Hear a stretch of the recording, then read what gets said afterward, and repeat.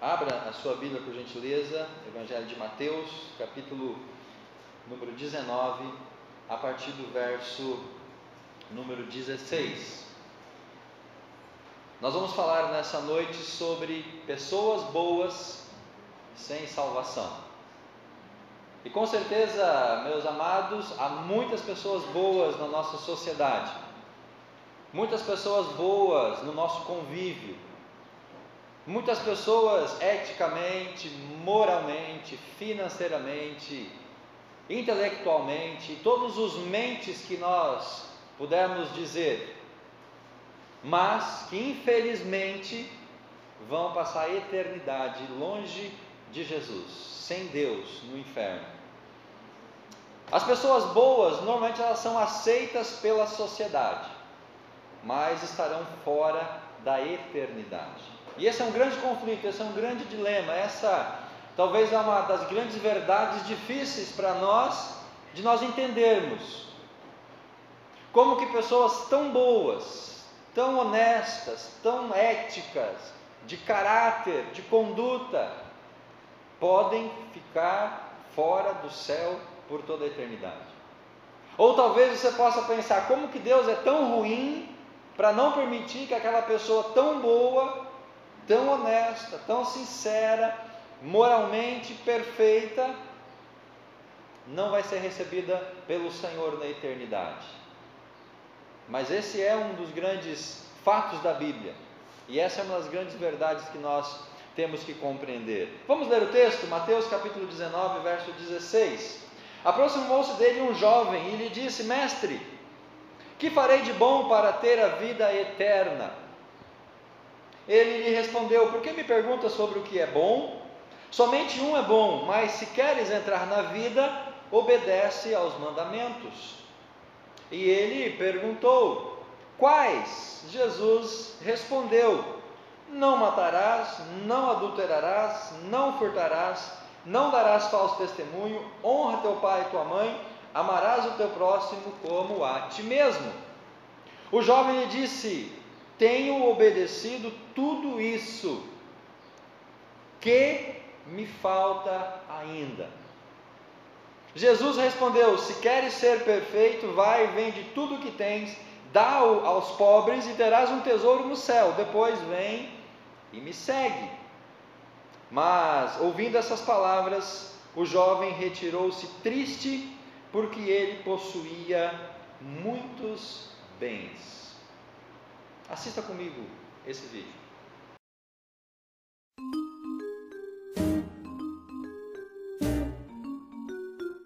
Próximo. Arquivos, por favor.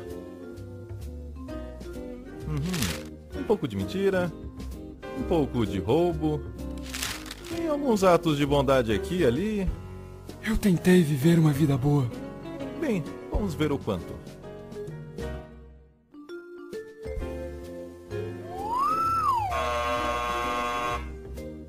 Por aqui.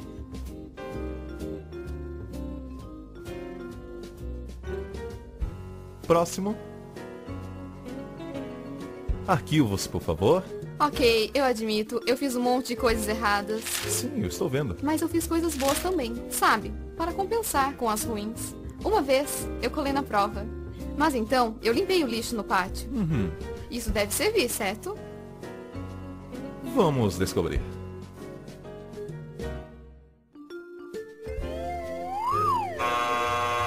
Por aqui.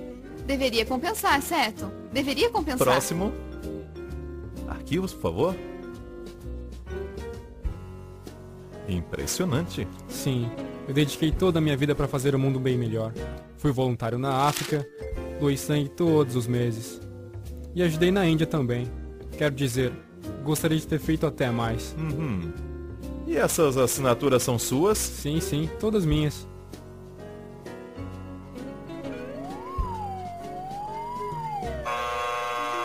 Mas assinaturas são minhas.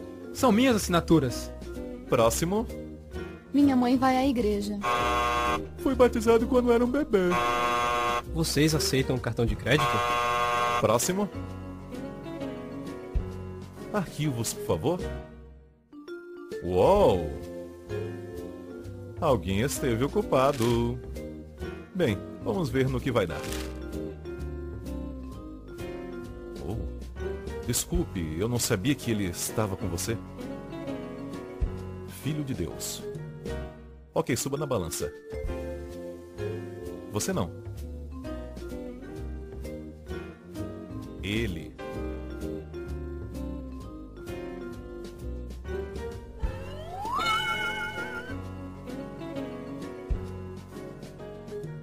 Ei, isso é totalmente injusto. Eu amei a mãe. É por isso que se chama graça.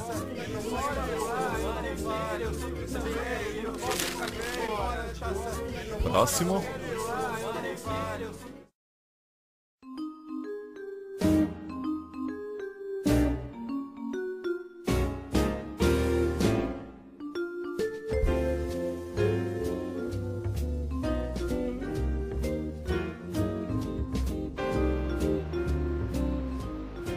Meus irmãos, pessoas boas sem a salvação. O texto nos fala de um jovem que fez uma pergunta muito importante, talvez a pergunta existencial mais importante de todas. Mais importante de que com quem eu vou me casar, mais importante se eu vou me casar, que faculdade eu vou cursar, aonde eu vou morar, quantos filhos eu vou ter, com quantos anos eu vou morrer. São perguntas existenciais. Mas a mais importante delas é essa pergunta que esse jovem fez. É a pergunta sobre a salvação. É o questionamento sobre o futuro eterno. Se nós vamos ter dinheiro ou não, se nós vamos ter um carro ou não, se nós vamos ter uma casa ou não, se a gente vai ter filhos ou não, são questões importantes. Mas o mais importante de tudo é aonde eu vou passar a minha eternidade. E esse jovem chega para Jesus no verso 16 e pergunta: mestre, que farei de bom para herdar a vida eterna? Ele tinha uma preocupação sobre a sua eternidade. Ele tinha uma dúvida sobre essa eternidade. E essa mesma pergunta sobre salvação, ela é repetida em duas outras partes da Bíblia. Uma delas nós já lemos, Atos capítulo 16, verso 30, quando aquele carcereiro, ele vê as portas das prisões, na prisão aberta, e ele ficou apavorado, então ele ia se suicidar, e Paulo então grita para ele não fazer mal para si mesmo. Aí ele, meio sem entender o que estava acontecendo, trêmulo, ele pediu uma luz, e aí chegou para Paulo e Silas e disse: senhores, o que eu devo fazer para me salvar? Essa mesma pergunta é repetida em Lucas, no capítulo 10, verso 25, onde diz: o mestre da lei se levantou e, querendo encontrar alguma prova contra Jesus, perguntou: mestre, o que devo fazer para conseguir a vida eterna? Então, meus amados, percebam que essa pergunta ela é fundamental na existência e também para a conduta humana. Você já se fez esta pergunta? Aonde eu passarei a eternidade? Ou o que devo eu fazer para estar com o Senhor pela eternidade? Qual que é o problema dessa questão do jovem? Ele fez a pergunta correta. Ele tinha a intenção correta, melhor dizendo. Ele tinha uma necessidade tangível. Ele tinha uma preocupação relevante, mas ele fez a pergunta de uma maneira equivocada. E aonde está o equívoco na pergunta do jovem? Que farei de bom para ter a vida eterna? Apesar de ele ter essa preocupação sobre a salvação, sobre a eternidade, e essa preocupação ser uma preocupação de fato interessante, honesta, viável, a pergunta que ele faz é uma pergunta um pouco equivocada, porque ele volta então para os seus méritos. Senhor, o que eu tenho que fazer de bom, de ações, de boas obras, de coisas certas para me salvar? Então ele traz o foco para si, ele traz o foco da salvação para ele, que eu tenho que fazer de bom para me salvar. E nós vimos aqui no vídeo que não há nada de bom que eu possa fazer que vá me levar para a salvação, porque todas aquelas pessoas fizeram coisas boas, umas mais, outras menos, mas A salvação delas não estava por aquilo que elas fizeram. E Jesus então ouve a pergunta desse jovem, a intenção correta, o desejo certo, mas colocado de uma maneira equivocada. E aí no versículo 17, Jesus responde àquele jovem. Jesus conhecia o coração dele, Jesus conhecia a mente daquele jovem. E Jesus então, como que se desse corda, Jesus começa a envolver ele no diálogo. Tanto é que Jesus diz: por que você me pergunta sobre o que é bom? Somente um é bom, mas se você quer entrar na vida, olha o que Jesus fala para ele: obedece os mandamentos. E aí a pergunta que nós nos fazemos é a seguinte: bom, então, para ele entrar na vida, ele tinha que obedecer os mandamentos? Não. O que Jesus faz aqui é argumentar com esse jovem para que a mente dele pudesse entender algumas coisas que Jesus vai revelar depois. Jesus estava preparando o terreno, Jesus estava preparando o coração daquele jovem, a mente dele, para que ele pudesse entender e chegar ao ponto central da sua pergunta, que era a dúvida sobre salvação. Jesus poderia de cara ter dito assim: olha, você não precisa, você não deve, e não há nada de bom que você faça. Você tem que ter um encontro comigo, você tem que entregar sua vida para mim. Jesus poderia ser direto com esse jovem: olha, se você quer entrar na vida, renuncie os seus bens, abre o seu coração, me confessa como Senhor e você vai para o céu. Mas ele não faz isso. Por quê? Porque Jesus precisava que aquele jovem entendesse algumas coisas. Então Jesus começa como que dialogar com ele, para que ele pudesse chegar no ponto aonde Jesus queria que ele chegasse, na exata posição onde depois Jesus pudesse então expor para ele o princípio da salvação. Jesus envolve aquele jovem para que ele reflita sobre a sua vida pessoal e a sua vida espiritual. Irmãos, nós temos duas dinâmicas na nossa vida. Uma é pessoal, é o nosso relacionamento humano, é as coisas aqui deste mundo, é o que você faz, onde você trabalha, com quem você casou, aonde você estuda, aonde você mora, que roupa você veste, que time você torce. São coisas de uma dinâmica pessoal, existencial, aqui para esse mundo. Mas nós, como seres humanos, nós também temos uma outra dinâmica, ou nós temos uma outra esfera, que é a esfera espiritual. E nessa esfera espiritual, então, diz respeito à forma que eu adoro a Deus, que Deus eu adoro, como que eu cultuo a Ele, o que eu tenho na minha vida, ou meus princípios, o meu padrão e principalmente aonde eu vou viver a minha eternidade. Então nós temos essas duas perspectivas, ou essas duas esferas, uma pessoal e a outra espiritual. E Jesus estava querendo fazer e levar esse jovem a entender esses dois contextos, essas duas realidades. E então Jesus começa a conversar com ele exatamente sobre isso. No verso 17, olha, se você quer entrar na vida, obedece os mandamentos. Jesus começa a preparar o terreno para isso. E aí ele pergunta no verso 18, quais os mandamentos? E aí Jesus cita para ele alguns mandamentos. E se nós pegarmos os 10 mandamentos de Êxodo 20, Deuteronômio número 5, nós vamos ver que os mandamentos que Jesus cita no verso número 18, não matarás, não adulterarás, não furtarás, não darás falso testemunho, honra teu pai e a sua mãe e amará o próximo como a si mesmo. Quando Jesus cita esses mandamentos, meus queridos, ele está justamente levando o jovem a refletir sobre a sua esfera pessoal, esfera relacional entre as pessoas, o seu convívio social. E aí esse jovem talvez ele fica todo feliz, todo satisfeito, porque ele estava fazendo tudo isso desde pequeno.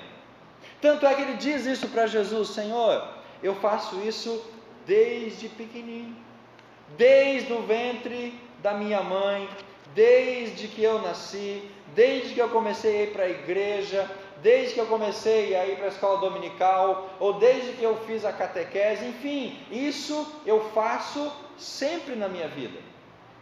Esses mandamentos que o Senhor está pedindo para que eu guarde, eu já faço isso, eu já estou desenvolvendo isso. Mas aí aquele jovem, ele faz uma outra pergunta para Jesus. ele faz um outro questionamento para Jesus, que está lá no versículo número 20. Tem obedecido a tudo isso. E aí ele faz uma outra pergunta para Jesus: o que me falta ainda? O que ainda me falta?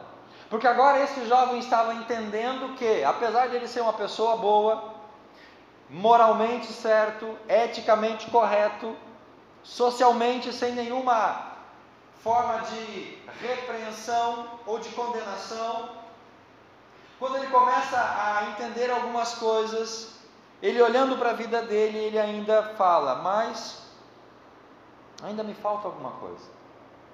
Eu faço tudo isso que o Senhor tem me falado, mas eu percebo que ainda está faltando algo. Apesar de cumprir os mandamentos desde pequeno, ele sente um vazio ainda dentro do seu coração. Ele sente que alguma coisa ainda não estava certo, encaixado, não estava muito bem, alguma coisa ainda precisava ser resolvida. E era exatamente isso que Jesus queria que esse jovem entendesse. Ele entende então que não era por obedecer os mandamentos que ele seria salvo. Ele entende então aquilo que Jesus está dizendo para ele, o que Jesus está querendo conversar com ele, de que não era por obedecer aos mandamentos que Jesus citou que ele iria para o céu. E aí Jesus começa a levar esse jovem a esse entendimento a partir desse contexto. Ele constata que o seu coração ainda estava vazio, nem mesmo as suas riquezas poderia preencher aquele coração. Porque o texto diz, pelo menos na minha Bíblia, no início da história, que era um jovem rico. E o texto vai dizer isso depois, que ele tinha muitos bens, ele tinha muitas riquezas. E esse jovem então tinha uma vida social, uma vida cotidiana muito boa. Talvez era um jovem muito generoso, que fazia doações, que ajudava os necessitados, que obedecia ao pai e à mãe, que não tinha matado, que não tinha roubado. Mas perceba a pergunta dele no verso 20, meu querido: o que me falta ainda? Você já colocou sua cabeça no travesseiro em algum momento, antes de você dormir, e você ficou pensando sobre isso? O que me falta ainda para ter paz no meu coração? O que me falta ainda para mim poder ter a segurança, a certeza da minha salvação? O que me falta ainda para que eu possa descansar na presença do meu Senhor? O que me falta ainda? Quando Jesus fala dos mandamentos, nós podemos dividir os mandamentos em dois eixos, do primeiro mandamento até o quarto. São mandamentos que dizem respeito à relação do homem com Deus. Se você pegar os 10 mandamentos lá no livro de Êxodo e de Deuteronômio, e fizer uma análise desses mandamentos, nós vamos ver que eles se dividem em dois blocos, do 1 até o 4, relação com Deus, do 5 até o 10, relação interpessoal. Honra teu pai e tua mãe, relação interpessoal. Não matarás, relação interpessoal. Não adulterarás, relação interpessoal. Não furtarás, não dirás falso testemunho, e não cobiçarás, relação interpessoal. Amar o próximo como a si mesmo. O interessante aqui, irmãos, é que Jesus não cita nenhum mandamento na relação entre o homem e Deus. E é isso que Jesus está fazendo esse jovem entender. Que mandamentos eu preciso cumprir? Jesus citou para ele uma lista: não, isso eu faço. Você faz isso? Faço. Tem certeza da sua vida espiritual? Você tem paz no seu coração? Você está seguro da sua salvação? Ainda me falta alguma coisa.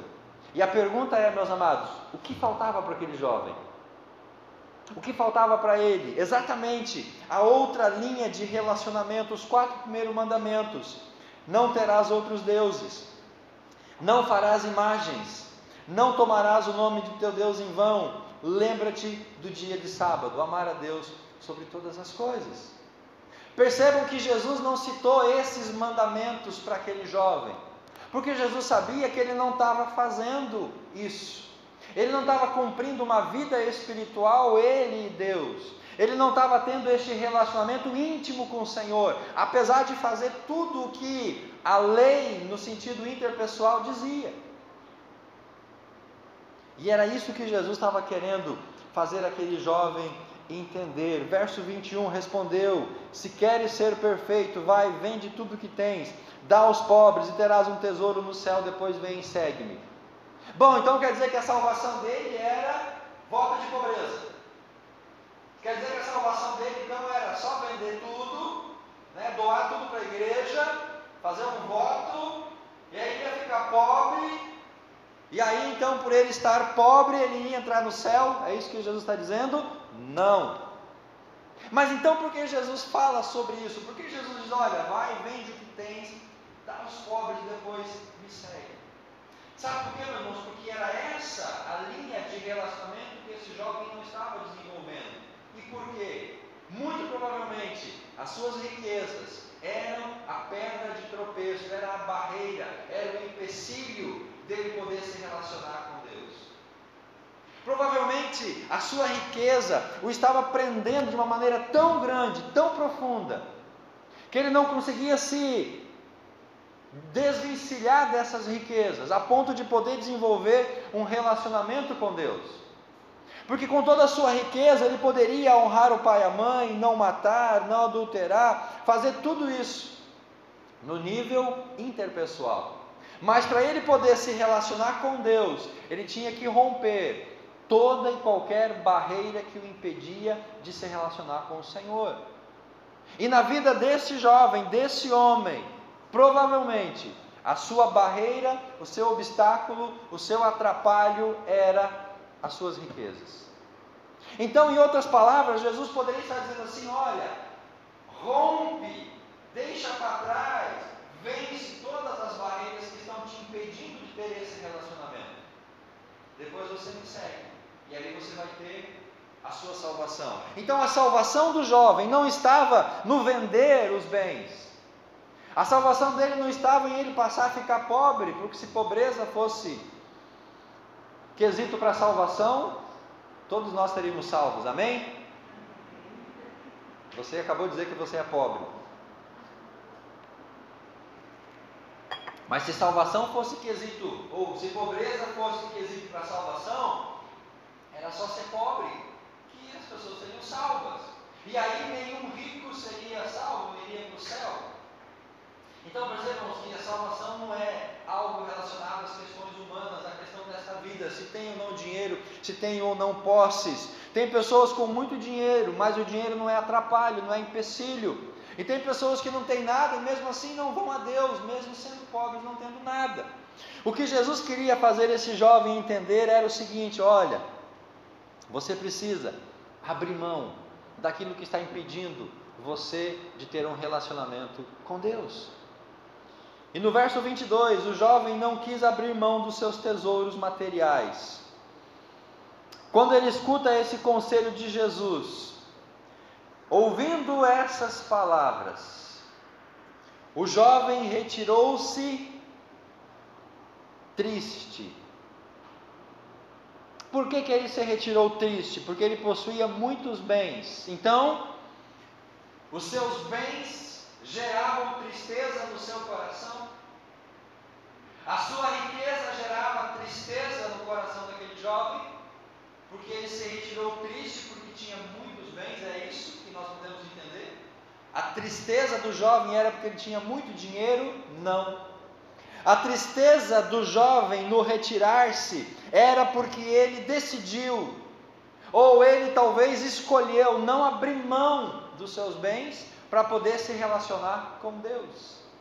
E quando ele decide manter a sua vida do jeito que ele estava vivendo, eticamente, moralmente, socialmente bom, perfeito, quando ele decide manter esse modus de vida, automaticamente ele está rejeitando aquilo que Jesus está dizendo para ele, olha, me siga, porque o seguir a Jesus era o que daria para ele a salvação, o andar com Jesus é o que o levaria para o céu, mas para ele andar com Jesus ele precisava abrir mão daquilo que estava impedindo ele, que eram as riquezas. Então, tristemente, esse jovem, ele decide em si, ou no seu coração, não abrir mão das suas riquezas. Em não abrindo mão das riquezas, ele não rompe com a barreira, com aquilo que estava impedindo ele de se relacionar com Deus. E em não fazendo isso, ele não anda com Jesus, ele não recebe a salvação, e aí nós entendemos por que ele saiu triste. Porque ele rejeitou a salvação de Jesus Cristo.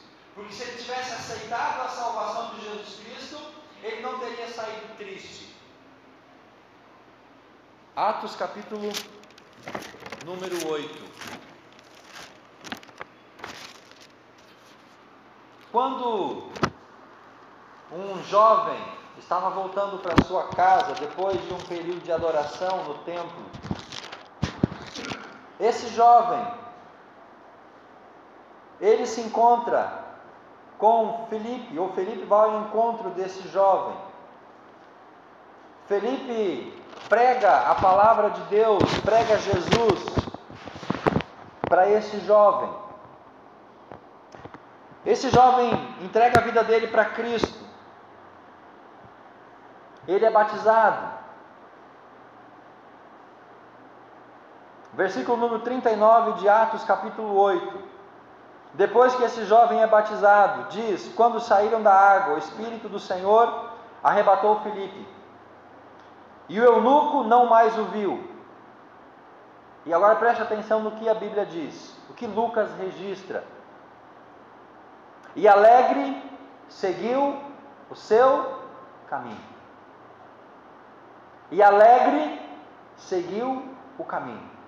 Por que esse eunuco, por que esse jovem, essa pessoa, agora seguiu alegre o seu caminho? Porque ele entendeu a mensagem da salvação, entregou o coração dele para Cristo, foi batizado, e essa mudança espiritual, essa transformação, faz com que ele segue alegre o seu caminho. E aí o nosso personagem de Mateus capítulo 19 diz que ele retirou-se triste. Olha o contraste. Esse se retira triste, aquele seguiu alegre o seu caminho. Esse, com todas as suas riquezas, com todos os seus bens, com todas as suas posses, seguiu triste a sua jornada. Aquele, não tendo talvez todas as posses, porque ele era funcionário, ele era empregado da rainha de Candace, mas ele mesmo assim seguiu alegre o seu caminho, porque a sua alegria não estava nos bens, a sua alegria estava na decisão que ele fez naquela hora por Jesus Cristo. O jovem não quis abrir mão dos tesouros materiais em troca dos tesouros celestiais.